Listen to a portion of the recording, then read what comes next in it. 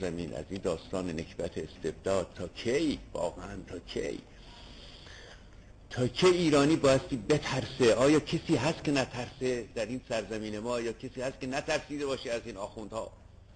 یا نترسیده باشه قبلا از ساواکی ها؟ آیا خانواده‌ای هست که ضربه‌ای نخورده باشه از این سیستم های استبدادی؟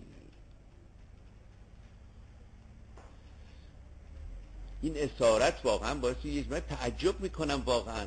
یک مقاله دیدم از اکبری، مثل که هر کسی تاچش، به قول ما دهاتی ها، تاچه توش گندم میریختن و بعد از کنم که میبرن آسیا بار میکردن یکی این که بار اولاغ، بعد اونجا شلوغ میشد در آسیا. اینا این اولاغات اومدن میسابیدین تاچه ها و هم اینا، بعد زبان مسئله در فارسی میگن که تاچهش مالیده شده به تاچه فلانی. هر کس جوالش به جوال آخوند مالیده شده، مثل که یه جایش چیزی میشه. این آقای گنجی مردی که اینقدر رنج برده و اینقدر کارهای مهم کرده، اینها یه مقاله نوشته و عیب جمهوری اسلامی رو فقط در شخص خامنه‌ای دیده و ابداع هم کرده که این رژیم ایران نه توتالیتر هست نه فاشیستی. عزیز من، هم توتالیتر هم فاشیستی. آقای گنجی، رژیم ایران رژیم سلطانی است.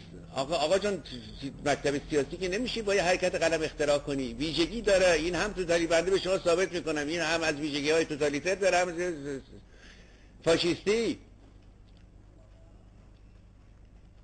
بعد که ثابت میکند که این فاشیستی نیست و توتالیتر هم نیست، عیبش رو فقط در این میبیند که این آقا علی خامنه‌ای اونجاست. یعنی در قانون اساسیش، در ماهیت رژیم، در اینکه رژیم مذهبی است، در اینکه عرض میکنم این همه جنایات کرده و اینا رو مشکلی نمیبینه آقای گنجی در این مقاله.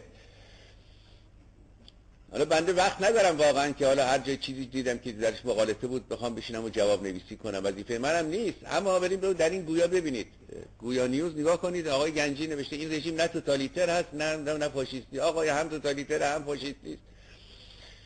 اونهایی که میگویند در حقیقت خودش به همون مشکلی دچار آمده که دیگران رو متهم کرده، میگوید که این احمدی نژاد آلت دست این آقای علی خامنه‌ای است، کاری نیست و این مشکل مملکت علی خامنه‌ای است. آقا این رژیم ولایت فقیه هست. آقای گنجی نگاه کنید به این قانون اساسی. اینا خیلی تعجب کردم از گنجی با این حرفاش.